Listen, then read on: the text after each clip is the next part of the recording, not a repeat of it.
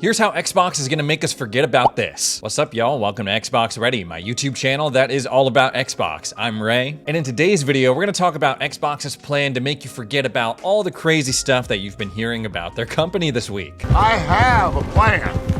You just have to trust me. So I assume if you clicked on this video, if you're watching this channel, you are a big enough Xbox fan or you follow Xbox enough to know about the layoffs that are occurring at Microsoft's gaming division this week. These are, of course, company-wide. There's about 9,000 cuts going on at Microsoft right now as a whole, but many of those also apply to Xbox and their studios. Just to recap, so far we have heard of substantial cuts at King, the makers of Candy Crush, layoffs at Rare resulting in the cancellation of Everwild, the closure of the Initiative, meaning the Perfect Dark reboot is canceled, layoffs at ZeniMax, which resulted in the cancellation of this new MMO that they had been working on at ZeniMax Online, and about 50% of the staff at Turn 10 Studios, the guys behind Forza Motorsport. This is apparently a part of a shift in strategy. Microsoft wants to remove layers of management. Raven, Sledgehammer Games, and apparently Halo Studios, formerly known as 343, they've also been affected. The ZeniMax president is out, veteran talent is out, and oh yeah, also Warcraft Rumble, that is gonna be sunsetted as well. So the big question on a lot of people's minds is, where do we go from here? As fans, what does Xbox do? Since then, so many things have been popping up. A couple of anonymous employees who have been working on Halo at 343 had a few choice words to say about the whole situation. One of them says, "I'm personally super pissed that Phil's email to us bragged about how this was the most profitable year ever for Xbox in the same breath as pulling the lever. I wasn't sure what part of that I was supposed to be proud about." Which I will agree, that was a bold choice on Phil's part to include that in his memo to employees about these layoffs. Another employee says that, well, I don't really think anybody is really happy about the quality of the product right now, the next Halo game that they're working on. There's been a lot of tension and pep talks trying to rally folks to ship. Xbox in general feels years behind the curve in game development, and it leads to a lot of wasted time and effort. A developer that spoke with Engadget said that they're trying their damnedest to replace as many jobs as they can with AI agents. And there is the underlying story in all this. Sure, the headlines may be about the layoffs, but they paint a broader picture of Xbox's struggles right now in shipping games, which sounds a little bit crazy to say because they've been putting them out left and right, especially through 2025. But if we look at the games they canceled, the studios they shut down, that's important to take into account as well. I was surprised at the number of comments in my last video talking about these layoffs, how I felt about them. How many people were like, well, I mean, the team at Everwild, I don't know what they were doing. They had nothing to show for it after all these years of work, so of course they would be fired. Same thing with Perfect Dark, same thing with Turn 10. Well, of course that they're gonna be targeted for layoffs because, you know, they fumbled with Forza Motorsport. But why is that? Why are there multiple studios under Xbox's leadership that they're stuck in development hell, they can't ship a game, it takes forever, they end up just getting canceled? It's bizarre because you have another studio like Obsidian, they're shipping 3 games this year, they shipped multiple over the past couple of years. I mean, in the time that they've done that, the Initiative couldn't even ship 1. And with the Initiative especially, it's like that was an internal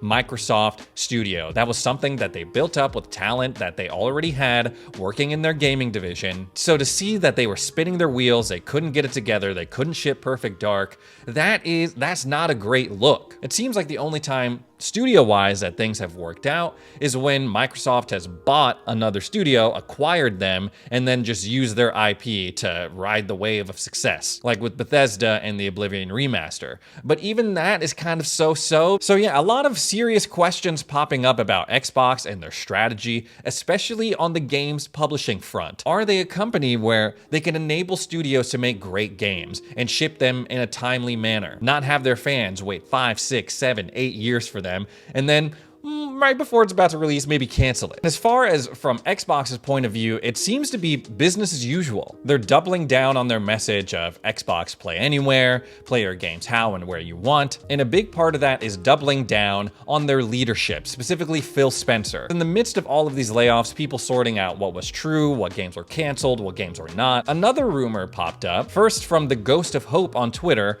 saying that Phil Spencer was planning on retiring, leaving Xbox after they launched the next generation lineup, and that they were currently working on a plan for him to just kind of pass the baton off to Sarah Bond. And immediately when I saw this, I was like, what? I had so many questions. Ghost of Hope, no disrespect to him, he is usually on point with like the Call of Duty stuff, but like how would he know specific plans? Like, first of all, how would he know that Phil would want to retire in the first place? Second of all, how would he know the specific plan of passing it off to Sarah Bond? That is like several pay grades above pretty much anyone. I don't even think they know when they're going to release the new Xboxes. I'm sure they have a time frame on when they would like to release the next generation Xboxes, but certainly not a good enough idea to plan like the whole transition of power for your entire company or your brand. And then Insider Gaming came in on it and they were like, we've heard similar rumors. And that's when Xbox decided that they had had enough. There was a lot of confusion and craziness going on already. They had to get ahead of this before it spiraled out of control. They made a statement to The Verge saying straight up that Phil wasn't planning on retiring anytime soon. And not too long after that, they started beefing with Tom Henderson on Twitter. So for better or for worse, they seem to be doubling down on Phil Spencer, on these layoffs, on their direction as a company. A lot of questions on what that direction is, where it's gonna lead. The second, and probably the smarter thing that they're doing in order to distract from all of this other craziness is going on, at like 6 a.m. this morning, I got an alert, I got an email actually, telling me that Helldivers 2 is finally coming to Xbox on August 26th, and that you'll be able to pre-order it today. This has to be something that they've been sitting on, that was in their back pocket, a break glass in case of emergency thing that they can whip out and use as a distraction. I'm sure at this point you already know what this game is about. It was released a little bit over a year ago, February 8th of last year, and basically you are like this expendable soldier for Super Earth, and your job is basically to fly to these other planets that either, well, it started out as either bugs or robots, and you were just supposed to kill them all so our Super Earth can colonize them. A lot of really epic moments in these games, lots of clippable, memorable moments of you just fighting off hordes of either these robot guys or these creepy ass bug people. It's co-op, entirely PvE. You are working with real people in order to take over these planets, in order to take over these entire parts of the map and the star system. Customizable mechs, customizable weapons. You can throw on a jetpack. It's not the perfect game, but damn is it fun. I had a really good time with it, and reading this right now, it makes me want to jump in on it all over again. And since this is an ongoing game, new planets are always opening up. Sometimes you lose planets if you don't coordinate well enough and enough people aren't on to actually fight. They've done a pretty decent job of updating this game and even brought the gameplay back down to Super Earth where you had to fight off a freaking alien invasion. And this is actually the first time when this game came out where I feel like I saw true console unity, because it was only on PlayStation and Steam, but I was constantly seeing people in the comments on TikTok, YouTube, Instagram Reels being like, it'd be really awesome if we got our Xbox brethren in on this. And then people are like, yeah, I've been waiting for this my whole life. The Halo brothers are willing to fight the guys who freaking took the fight to the Locust and bombed the hell out of them in Gears. We're ready to take up the fight, dive in with you in this game. It was a really cool moment, so waking up to this update was actually kind of nice, especially after the crazy news cycle that was happening yesterday. The game director says, we know gamers have been asking for this for some time, and we are so excited to bring more Helldivers into our game.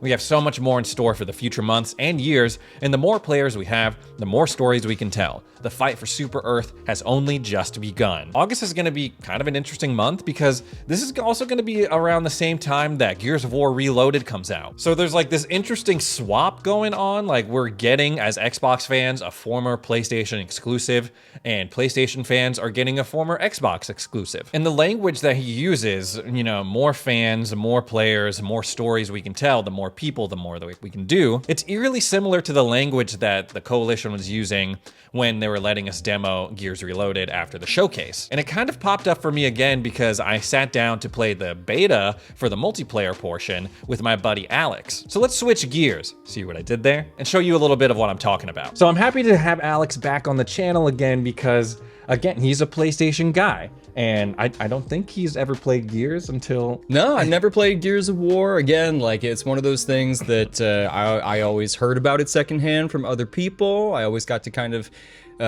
see the advertisements, watch the gameplay online. You know, we're all familiar with that Mad World trailer being one of the most epic sort of like combinations of video game and art in a lot of ways. Yeah. So, you know, always heard a lot about it. Never really got to go hands-on with it myself. So this was really what I think the first time I ever got to go hands-on with a Gears of War game, aside from just, you know, being at a buddy's house and watching him play it over his shoulder. What are your thoughts just right off the top of your head? Right off the top of my head, you know, jumping in, the expectations I had were getting to do cool stuff with the Lancer, right? The Lancer's the iconic gun.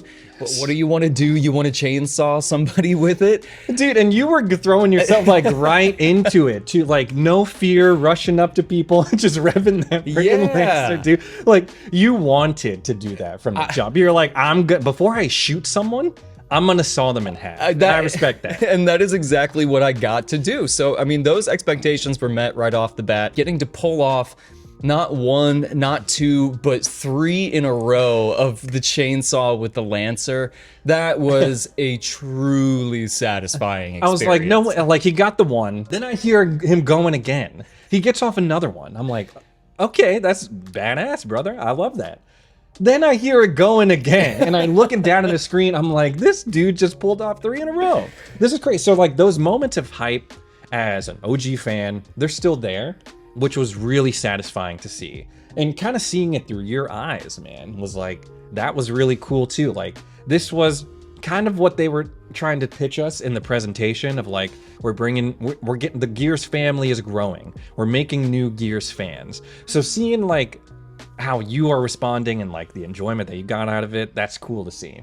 And there was a back and forth of like PlayStation, they shouldn't get Gears, like it should stay exclusive, but kind of seeing how you experienced this and experienced the joy of sawing people in half 3 times in a row. Those moments, that's what we live for. The biggest draw for me as mostly a PlayStation gamer for a while now would be, you know, getting to play that campaign. One of the first things I was asking about when we dropped into the multiplayer was, you know, oh, can we do co-op? Can I try the co-op for the campaign? It's something I've never got to experience, and getting that taste of it in that multiplayer made me hungry for getting to actually sit down as a PlayStation fan. There's always, you know, the business practice of nostalgia and reeling people in with nostalgia and getting to pull people back to the days of, you know, the early Xbox Live, early chat rooms.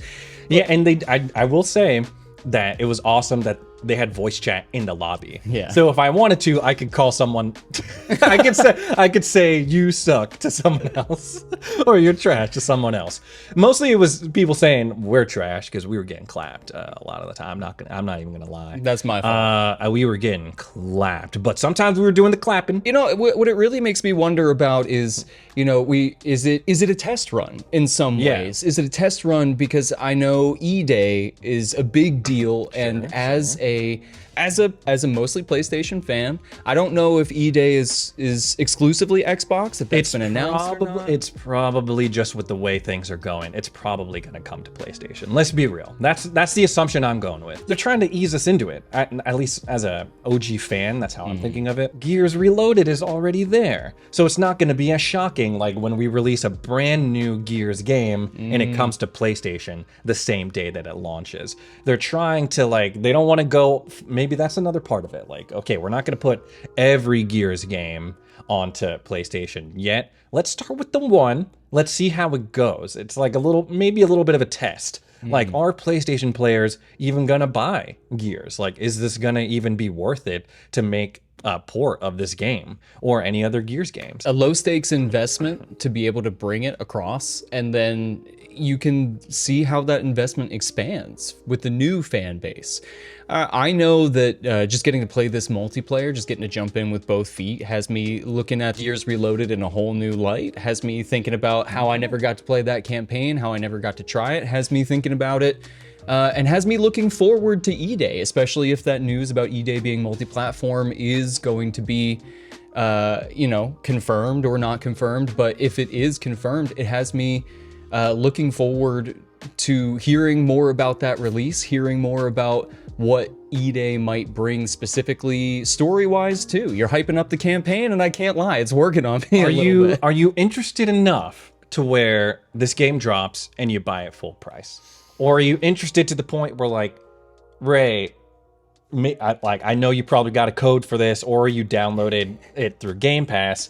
Let's let's try and play through this campaign together. Like, where do you like? Where's your excitement at? Okay, so on a scale of like, I gotta buy this day one release to, you know, do I know somebody who has it? Let me take it for a test drive before I pick it up for myself.